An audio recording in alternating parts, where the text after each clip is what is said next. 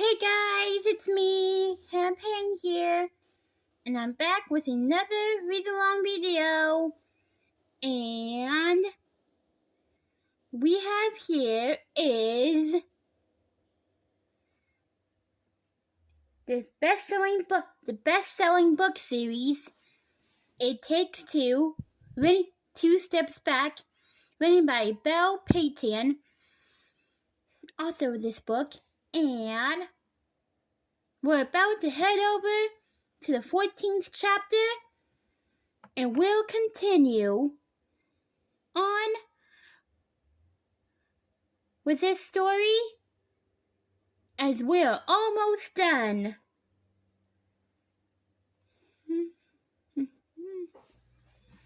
Chapter 14.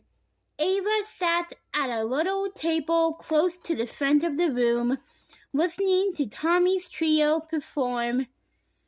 As the television cameraman darted forward and backward, filming them from all angles, the trio was amazing. They played 3 numbers, all original compositions, which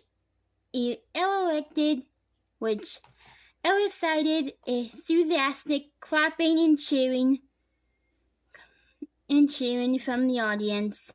Ava noticed that even Marcy Maxon seemed to be enjoying the music, tapping her high-heeled toe in time to the beat. The applause was thunderous, and they'd finished, and people flocked to the little table where Luke was selling the EP. After the show, Ava joined Alex at the television crew. Outside, it was growing dark, but the lights from the cafe flooded the sidewalk in a golden glow. Tommy, Jackson, and Harley stood near the front entrance, surrounded by admirers and well-wishers. So here's the reclusive twin sister who doesn't like the spotlight, said Marcy. When she saw Ava. Ava wasn't sure if she was supposed to laugh at that or be offended. She acknowledged the comment with a low smile. Marcy turned back to Alex and resumed what she had been saying. "This band is fantastic!" "No question," she said. Now we've got footage of your twin sister. That's so good. So that's good too. But we're missing an important angle. The coach's second perspective. Without hearing from him, this piece feels incomplete. I'm sorry, Alexandra, but I just don't know how if it's going to be completed compelling. It's going to be compelling enough to run.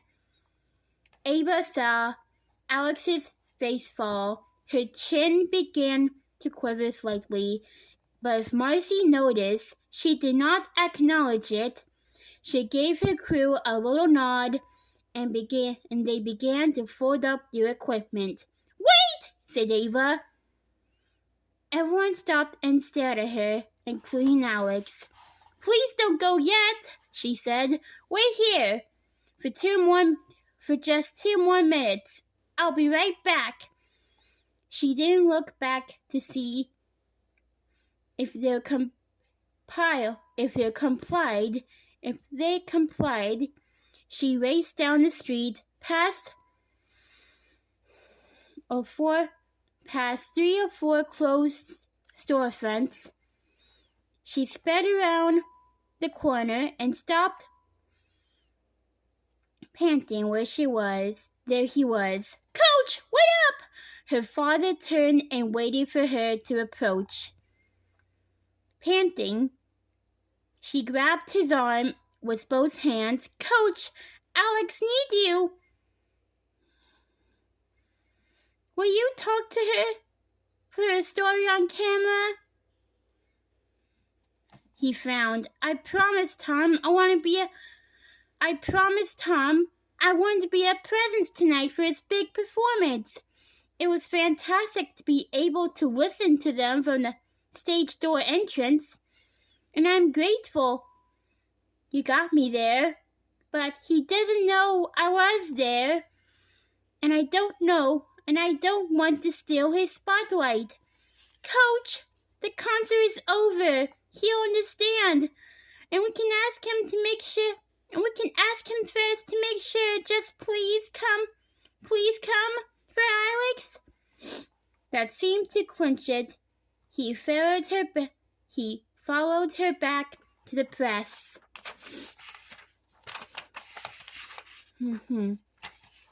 Sorry.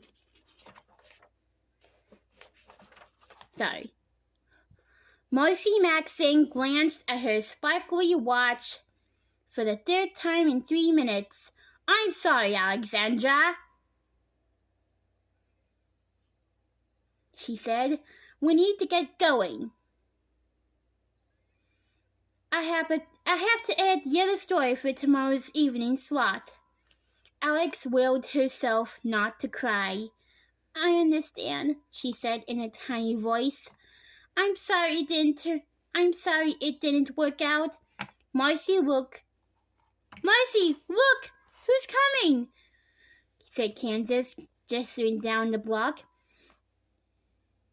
Alex looked too, was coming toward them at a race walk pace, followed close behind by their dad. Alex held in a grasp. Well, said Marcy. It seems we might just have an angle after all. Coach shook hands with Marcy and the rest of her crew. I understand you needed a statement, he said with a wry smile. Coach Sackett, said Marcy in a breathy voice. How nice of you to join us, yes? We would be delighted if Alexandra could conduct a quick interview with you on your thoughts about Tom being a musician. Marcy's whole demeanor had transformed suddenly. She was all smiles and seemed a little abashed to be in Coach's presence. I thought he were a movie star or something. Sometimes Alex forgot her dad. Sometimes Alex forgot that her dad had this effect on people. Sure, said Coach. Where would you like us to stand? Wait, said Alex. Everyone turned around. I need to get Tom's permission, she said. After all, this is his story. You're right, Alex, said Coach. Go ask him.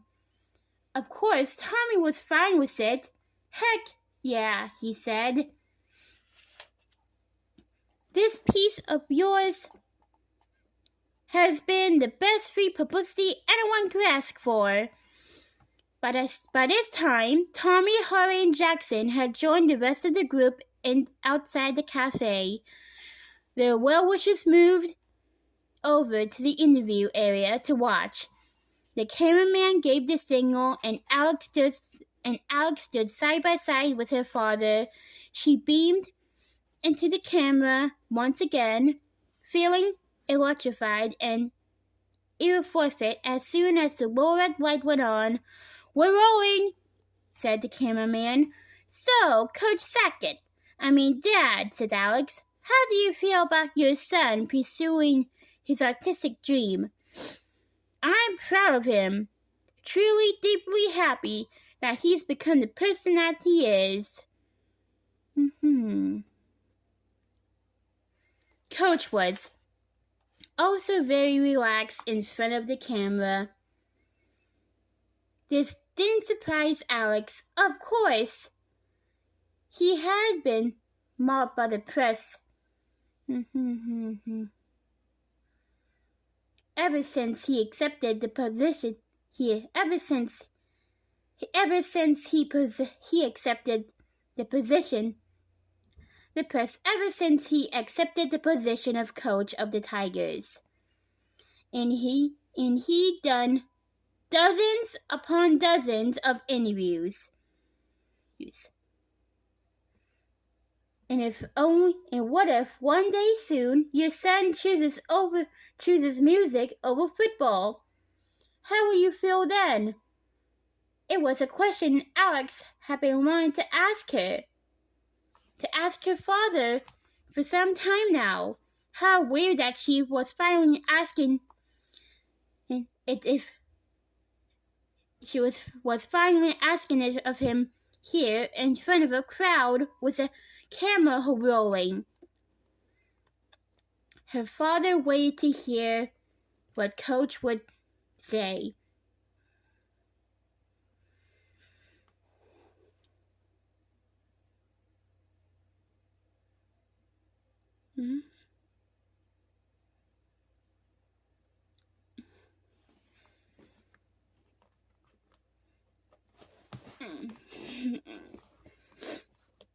Coach considered the question. I've said this to my children many times. Sports don't matter, and yet they matter a great deal. That's a paradox we live with. He beckoned to Tommy with a finger, and Tommy wove his way through the little crowd until he was standing before the camera alongside Alex and their father. Ava stepped into the frame as well, and Coach put an arm around Tommy's shoulder. I have chosen to pursue a path where sports matter a great deal, but my one hope for my children, besides a good health, is that they choose to pursue a path which leads to a rich and satisfying life, not just the life of the body or even the life of the mind, but the life of the heart. And if Tom's heart tells him that music is what matters most to him, I will support him gladly. And with all my heart, Alex, who had been holding the microphone for her father, nodded. Out of the corner of her eye, she saw Marcy pump the air with her fists. She supposed that meant that Coach had come through with what Marcy wanted. Thanks, Coach, said Alex with her eyes. And with her eyes, she told him just how much she meant it. That's a wrap, shouted Marcy, and everyone clapped and cheered. After the news crew left, and Tom, Holly, and Jackson went off to sign CDs for people, Ava found herself alone with Alex. Ava could see the gratitude in her sister's expressions. Abe, said Alex, thank you so much for coming to my rescue there. I don't know if I would have recovered from the shock if you hadn't stepped in on my toe when you did. Ava smiled. It was no big deal, she said. And to think I ever thought Luke. Hey, Luke, Ava said loudly, interrupting her.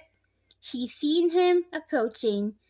Alex stopped abruptly and turned toward him. Hey, Alex, he said.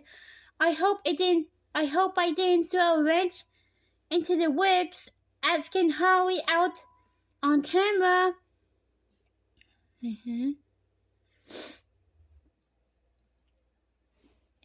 Alex laughed slightly. Oh no. It was totally adorable, she said.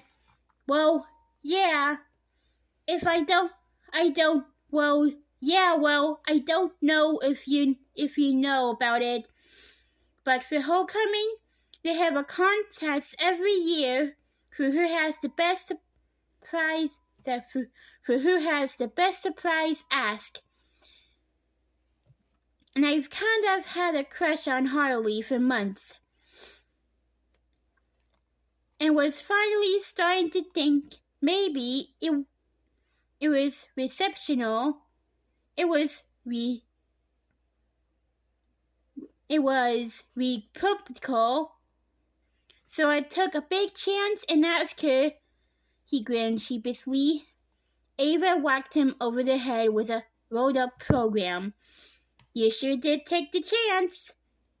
Lucky for you, she said yes. Alex smiled. Marcy says she's going to keep that part in that piece, she said. She thought it was cute too. Luke grinned and gave her a thumbs up. Awesome. Thanks again, Alex.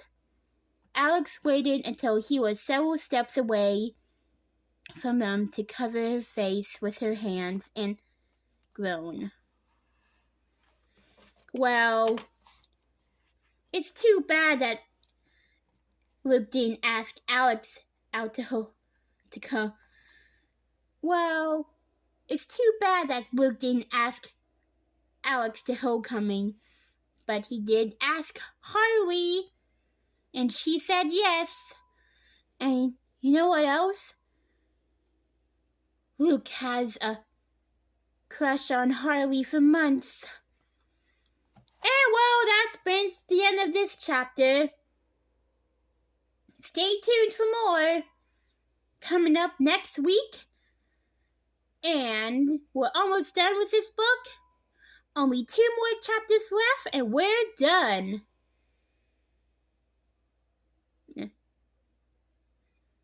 So, and Christmas is only a couple weeks away. So, I'll see you next time.